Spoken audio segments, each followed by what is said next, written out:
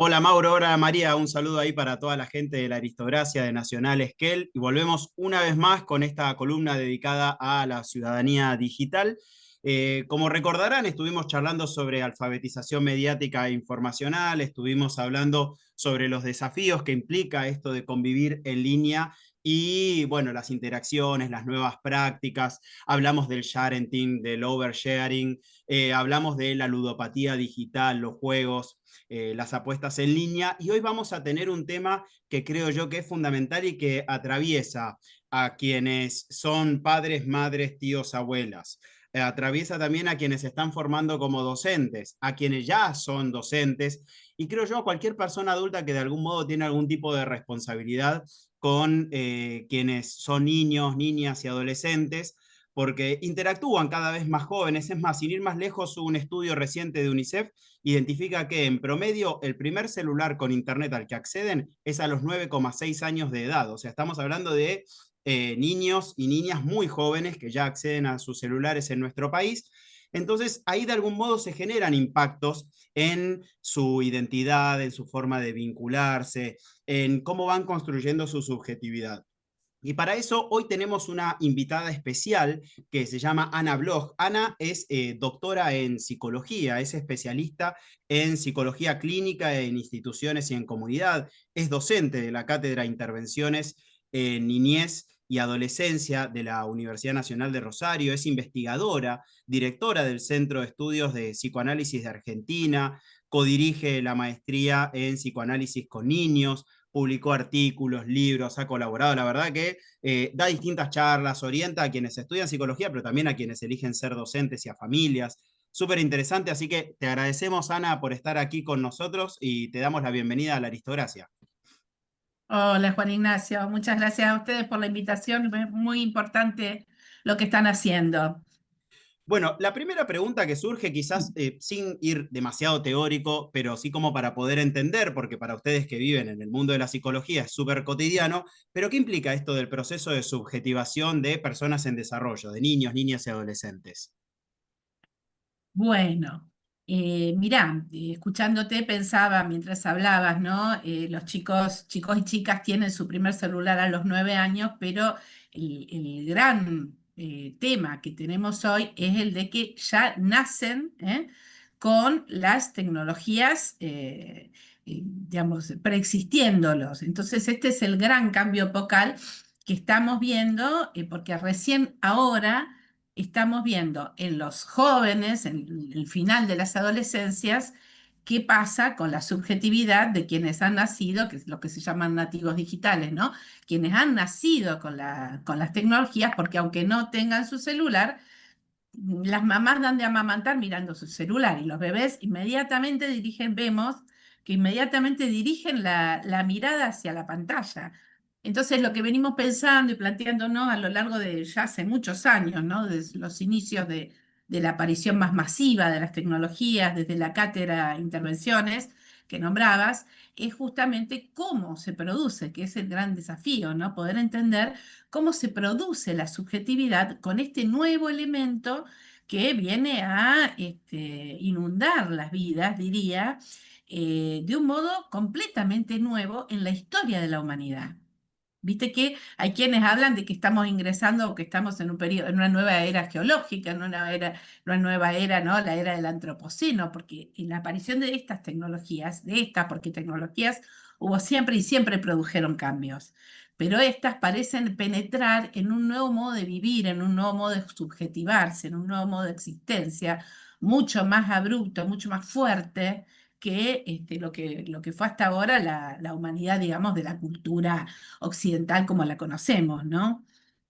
Y entonces, si pensamos que esta cuestión de las subjetivaciones, el desarrollo de la subjetividad, el desarrollo del sujeto, el desarrollo de la identidad de las personas, que todos hemos atravesado ese proceso, si hiciéramos un poquitito de memoria, ¿no? Porque ahora pensamos en la disponibilidad de los dispositivos móviles, digitales, internet y demás que está al alcance de prácticamente todo el mundo. Ahora Sí. bien, ¿cómo era esto a fines del siglo pasado cuando no estaba tan generalizado este tema de los dispositivos ubicuos? Qué bueno. Mira, lo primero que hay que pensar es que el siglo XX se llamó el siglo de la infancia, el siglo de las infancias, el siglo de la niñez. O sea, fue un siglo, el siglo de la razón, ¿no? Fue un siglo donde las infancias tuvieron toda la atención, pero basada fundamentalmente en una producción, bueno, que la escuela tuvo muchísimo que ver con esto, ¿no? La escuela se funda a fin del siglo XIX, siglo XX, y empieza también a funcionar como un dispositivo que produce subjetividades, ¿no? La escuela se vuelve normalizante, homogeneizante, se pretende que todos los chicos estén alfabetizados, que todos los chicos puedan sentarse en un banco, quedarse quietos, escribir en un cuaderno. Digo, ahí también hubo un gran cambio estructural que produjo un determinado tipo de subjetividad en el que primó la razón.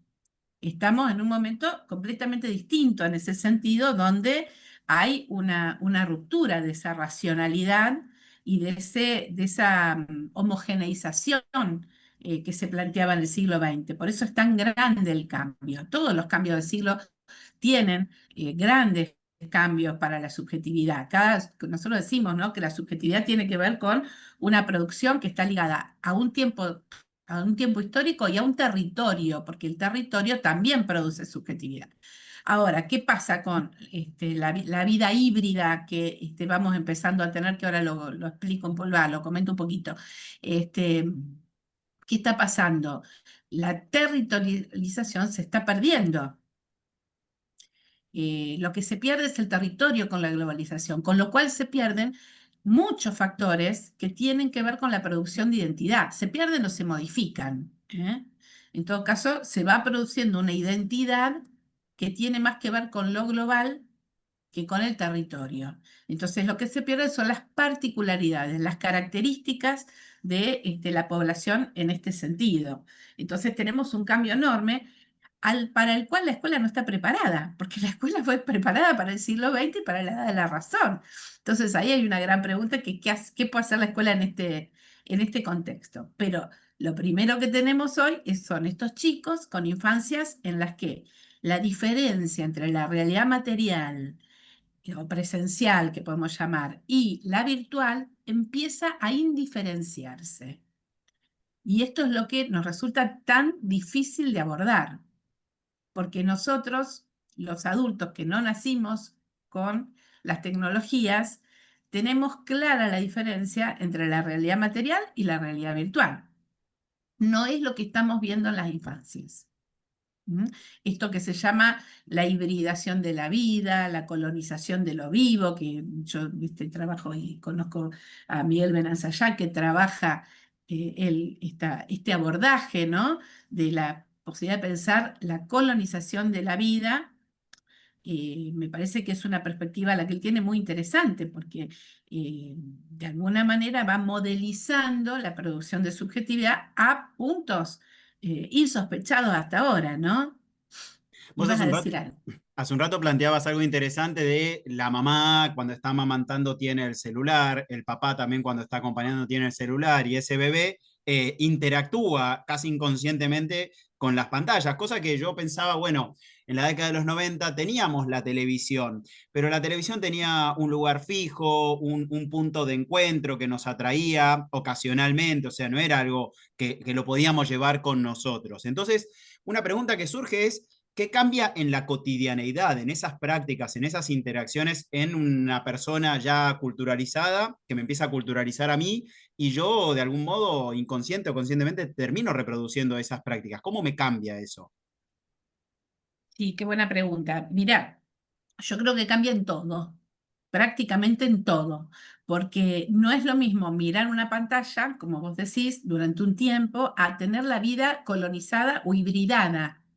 Yo creo que hay un momento que es clave, que muchas veces pasa desapercibido, creo que por lo traumático que ha sido, que es la pandemia. ¿Mm? El gran cambio estructural en la subjetividad se produjo ahí, con las pantallas, en lo referido a las pantallas, porque hubo un empuje a la hibridación de la vida. Yo comparo cómo me hablaba, y me he tomado el trabajo de hacerlo, ¿no?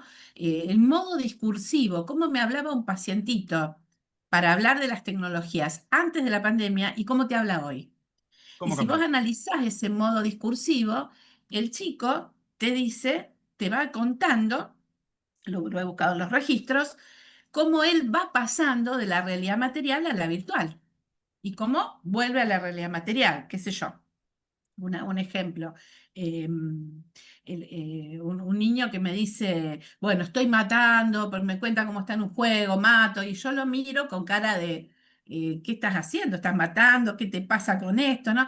Y me mira y me dice, es un juego, ¿no? Como diciendo, yo sé que esto no es la realidad. El relato de hoy no es así. El relato de hoy es el del chico que te cuenta su vida real con el lenguaje de la hibridación. O te cuenta un hecho de la vida cotidiana y capaz que te dice cambié de pantalla, donde vos empezás a ver cómo empieza a haber una confusión entre una confusión, una mixtura, una hibridación entre una realidad y otra en su propia representación de la realidad. Entonces, estamos en otro momento de construcción de la realidad. Y esto implica muchos cambios para pensar en cómo esas subjetividades se van produciendo. Porque si empiezan a indiferenciarse y si para los chicos, y esto es otra cuestión muy importante y muy preocupante desde el punto de vista político, ideológico, ¿no? Que es que lo verdadero es lo que está en la pantalla y lo que vi por internet, y el referente de realidad es lo que vi ahí, estamos frente a problemas realmente importantes si no hacemos algo para ver de qué manera conectar a chicos y chicas con la realidad y a poder tener la capacidad de diferenciarlas, porque creo que ahí es donde vamos hacia otro tipo de humanidad. Hay algo interesante, la otra vez leía por ahí una pregunta que me dejó pensando. ¿Alguna vez soñamos en nuestros sueños, aparecen los celulares? Y la respuesta generalizada era, no aparecen. Y ahora sí, Pero sí, yo lo escucho. yo no recuerdo, por ejemplo, en mis sueños, el aparatito celular, por ejemplo. Ah, Pero construyo unas interacciones que están mediadas por este dispositivo, pero no lo veo en mi sueño. Y cuando hablo con mis estudiantes, tampoco. ah, mira, no sé si los ven, pero no he prestado atención a ese hecho interesante de tu pregunta, pero sí me impresiona la cantidad de chicos que me cuentan, pacientes, que me cuentan sus sueños y que me dicen que están en el sueño con el celular en la mano y que cuando se despiertan se sorprenden de no tenerlo en la mano, como si el celular fuera una extensión de su cuerpo realmente. Lo es, ¿eh? Pero es más que una extensión del cuerpo, porque ya está en el psiquismo. O Ya es sea, parte estamos nuestra. colonizados. ¿Cómo? Ya es parte nuestra, digamos. Exactamente. No es solo el aparato, sino que ya el ingreso de esa hibridación. Pero muchos chicos me dicen esto.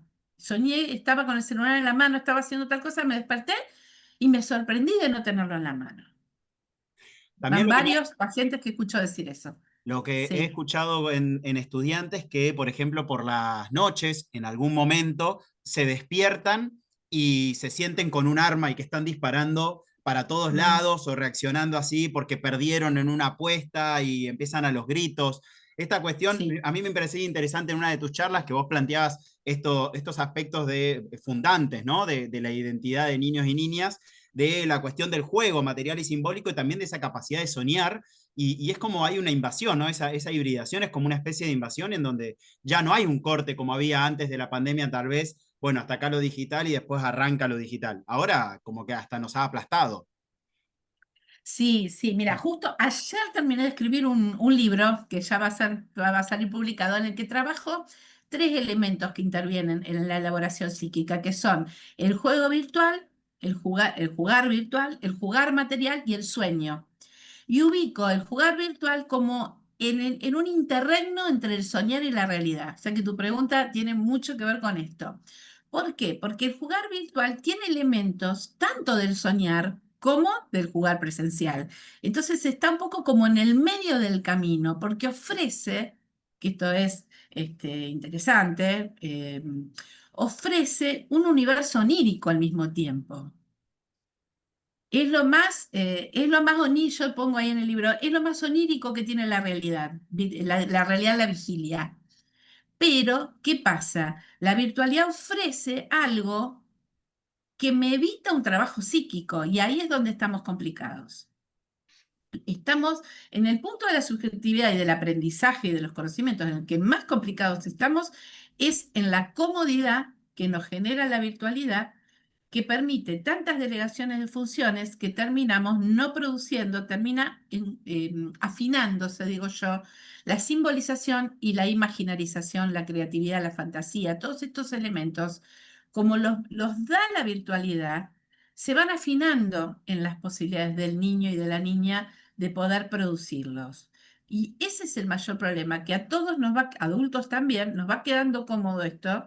Y cuando los chicos no juegan a la realidad, en realidad virtual a partir de los 8 o 9 años, tampoco juegan demasiados juegos en la realidad material. A partir de esa edad, cuando termina todo el periodo más simbólico más fuerte, ¿no? Y antes lo vienen afinando. Entonces no saben qué hacer. Yo leía, por ejemplo, justo una pregunta así medio incisiva sobre si nos vuelve más estúpidos, por ejemplo, la inteligencia artificial. Y yo cuando arranco a trabajar esto en los institutos, pero también en las escuelas, les pregunto a mis estudiantes, la tecnología, las tecnologías digitales en este caso, ¿nos hacen más capaces o menos capaces? Y se arman unos debates re interesantes Está porque buenísimo, la sí. verdad es que no está claro si realmente nos están ayudando o nos están perjudicando. Sí, a ver, a mí me parece que tenemos que encontrarle la vuelta, porque a ver, las tecnologías existen, no van a dejar de estar, tienen sus ventajas, yo siempre digo, no se trata de demonizarlas.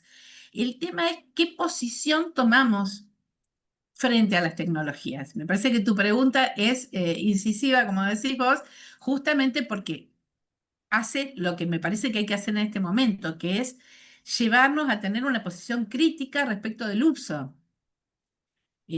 Creo que nos puede ayudar en la medida en que podamos ser nosotros quienes la utilicemos como herramienta y no se convierta, esto también lo trabaja Miguel Benazayac, en régimen de vida. El problema está ahí, cuando se convierte en régimen de vida, estamos fritos, porque pasamos a tener una colonización algorítmica. El gran desafío hoy es justamente pensar cómo tornar estas tecnologías, incluida la inteligencia artificial, como herramientas. Vos viste que a la inteligencia artificial hay que saber preguntarle, hay que saber, para obtener algo, hay que saber, es todo un ejercicio que, bueno, en el que hay que formarse y desarrollarse para poder utilizarla lo mejor posible. ¿Que tiene riesgos? Y sí, los tiene. ¿Que no es un ser humano? No es un ser humano. ¿Que no va a poder tener una estructuración psíquica con el inconsciente incluido? Y no. ¿eh? Entonces, que el error de la máquina es un error algorítmico, que tiene otro modo de funcionar literal, a diferencia de nuestro que es simbólico, sin duda. Ahora, si nosotros vamos a literalizar la vida y vamos a funcionar al modo algorítmico, y ahí es donde estamos en problemas.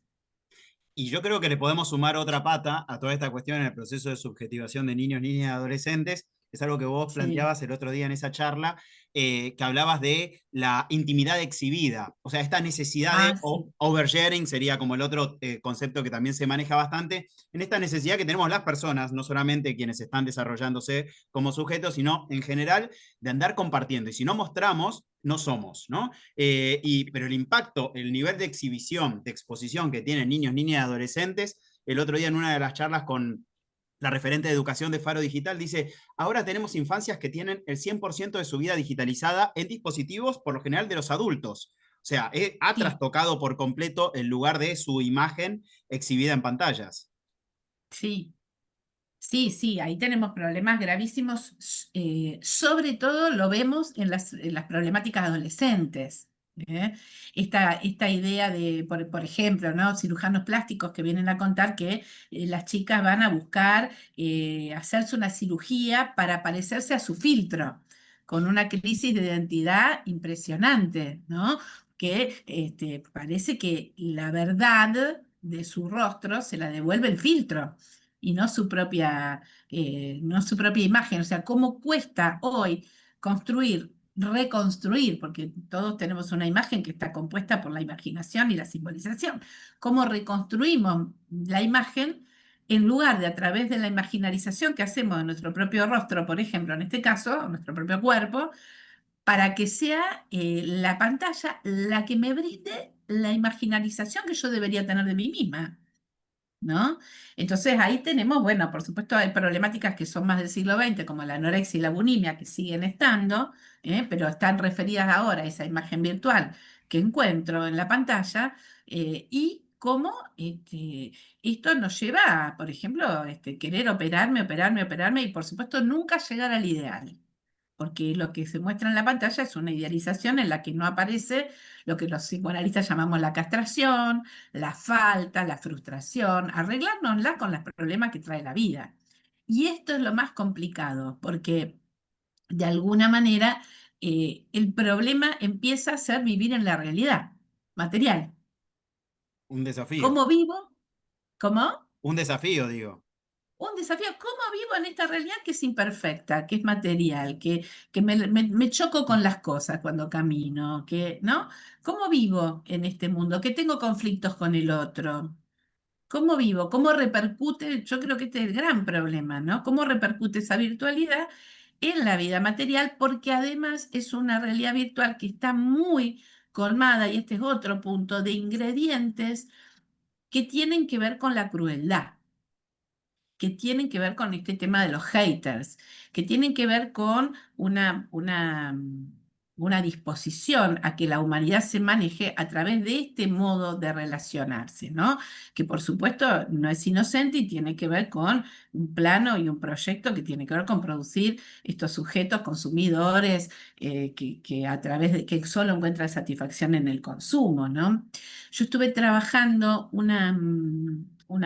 leyendo un estudio de una antropóloga, Limujla es el apellido, brasilera, que trabajó mucho con la comunidad Yanomami, que está en Brasil y Venezuela. Y es muy interesante, esto lo pongo también en el libro porque me pareció todo un descubrimiento, porque los Yanomamis tienen una hibridación de la existencia, pero con el sueño, con el soñar, entre el sueño y la vida real. Y realmente para ellos la verdad está en lo onírico, no está en la vida real.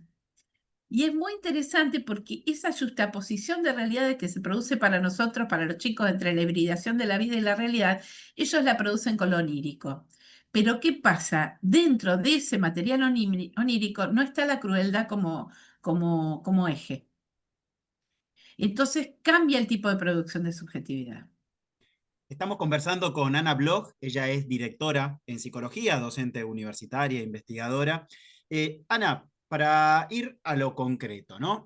Pensar como personas adultas, responsables, con un recorrido que es diferente a las infancias y adolescencias actuales.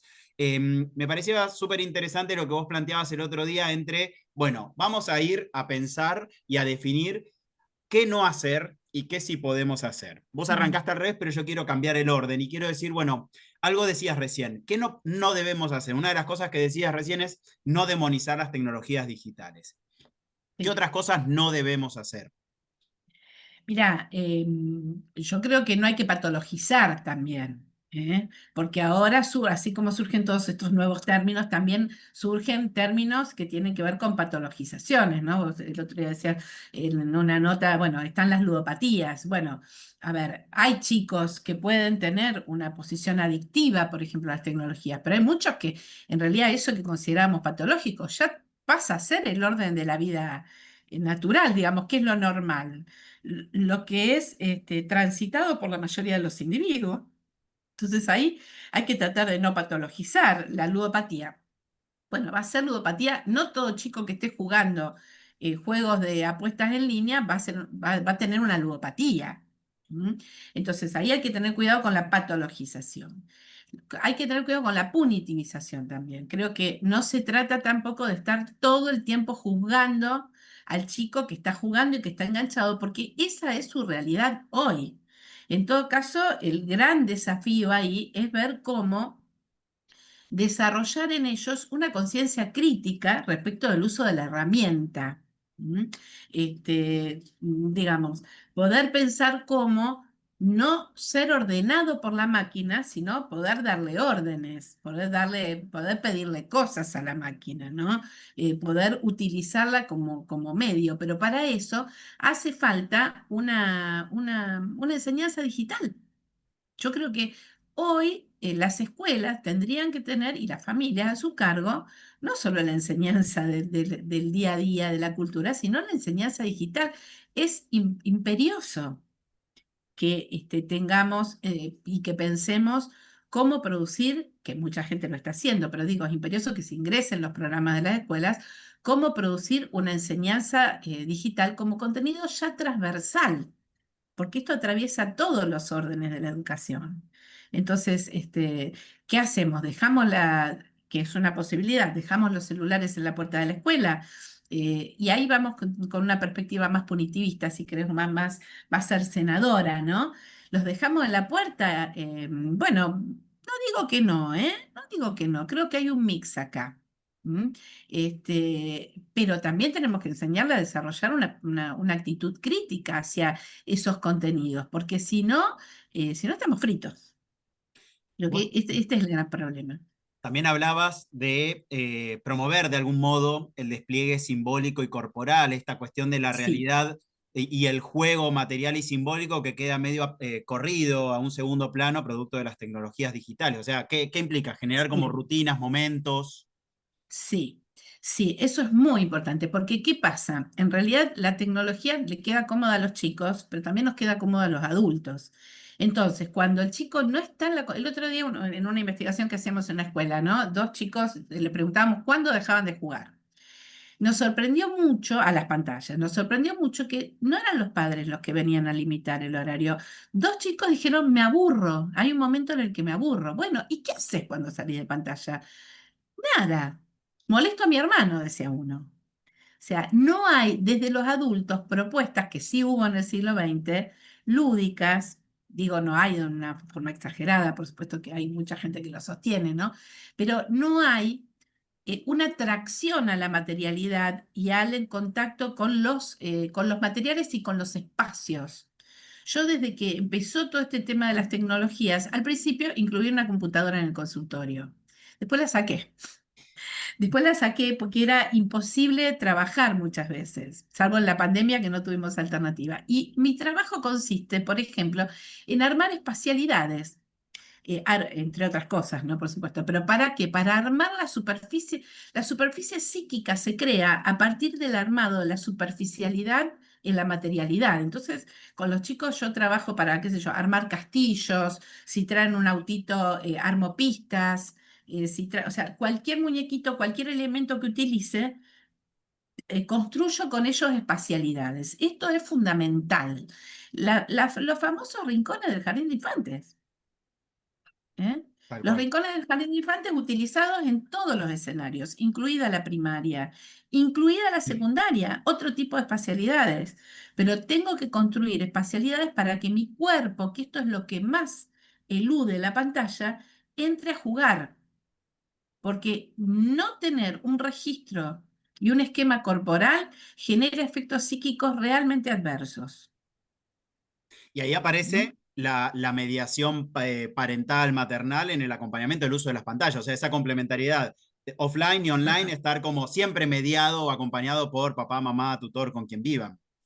Claro, claro. Yo tomo mucho un concepto de François Julien, que es un psicoanalista francés que trabajó mucho toda la cultura oriental, y él dice, el adulto tiene que estar en disponibilidad. ¿Qué quiere decir en disponibilidad? Es no estar metido adentro de lo que está haciendo el chico, pero tiene que estar ahí para conversar, para charlar, así sea que el chico esté con la tecnología, porque el tema es que con el juego presencial, teníamos al chico jugando mientras yo cocinaba al lado, íbamos charlando, íbamos viendo, uno entraba en el juego del chico, salía, ¿no? La materialidad permite mucho más eso que la virtualidad está preparada para dejarme en un lugar de individuo aislado. Así agarré, ¿eh? Así agarré. Entonces, la corporeidad, lo que a mí me permite es estar en disponibilidad, aun cuando el chico esté jugando, para poder, cuando termine de jugar, porque no podés interrumpirlo en el juego virtual, está todo preparado para que el chico quede tomado por la pantalla, poder preguntarle, ¿a qué jugaste? ¿Y este personaje? ¿De qué se trata? Bueno, vamos a dibujarlo, vamos a hacerlo, vamos a hacer estos personajes y vamos a jugar con estos personajes que estás viendo en la pantalla. Ese es el juego, digamos, ya estamos en un mundo híbrido, ver cómo esa, esa virtualidad me aporta elementos para la materialidad y para que yo pueda darle asiento a otro desarrollo simbólico de juego, sobre todo con los chicos más pequeños, pero incluso con los adolescentes de otro modo, pasar al libro, pasar a otros elementos, como para que pueda seguir a la cocina, digo, a cosas en las que pueda poner eso que veo en el reel, en la materialidad de la vida. Y para An- eso la presencia del adulto es fundamental. Sí, Ana, te agradezco por tu tiempo. La verdad que ha tengo que sido un pasarle un placer. chivo. Es importante esto de generar estos espacios de charla y de encuentro, de compartir los trabajos, las investigaciones, las publicaciones. Sé que vienen trabajando, es interesante porque no lo mencioné al principio, pero no es algo reciente el trabajo de Ana, sino que No. viene desde hace ya más de 10 años en torno a estas problemáticas y temáticas. Y bueno, me contabas que en breve se viene un congreso del que vas a participar. Eso, sí, sí. Estamos organizando un congreso de la red REPSI, que es una red de psicoanálisis internacional, de psicoanálisis en educación. Y tenemos la alegría de que este año se viene haciendo siempre en Brasil, Francia. Bueno, este año lo vamos a realizar en Argentina y en Rosario. Así que estamos muy contentos. Vamos a tener sede en la Facultad de Psicología de Rosario en esta oportunidad. Y este congreso se llama, justamente aborda gran parte de estos temas, porque lo que estamos viendo es que los niños y niñas también renuncian al acto de aprender. Es otro de los efectos. Entonces, el nombre de este congreso se llama, es el 13º congreso, se llama Entre el consentimiento y renuncia, el acto educativo frente a los discursos imperativos de época. Y este congreso, hay un Instagram que se llama Congreso RUEPSI con Y 2025, y se va a realizar los días 13, 14 y 15 de noviembre de este año. Así que esperamos a todo el que quiera venirse en la página de la Facultad de Psicología de la UNR.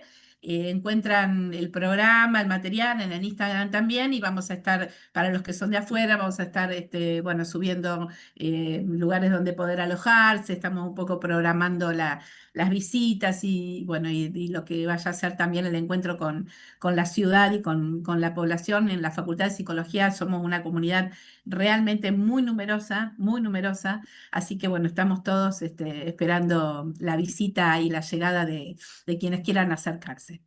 Ana, muchísimas gracias por tu tiempo y te mandamos un saludo desde Esquel. Gracias, un abrazo grande. Estuvimos conversando con Ana Bloch, ella es directora en psicología, especialista en psicología clínica de instituciones y comunidad, docente de la Universidad Nacional de Rosario, investigadora, y esto ha sido una nueva emisión de la columna de Ciudadanía Digital. Mauro, María, compañía de la Aristocracia, les mando un saludo, al igual que para toda la audiencia de Esquel, y nos reencontramos en 2 semanas. Espero que anden bien.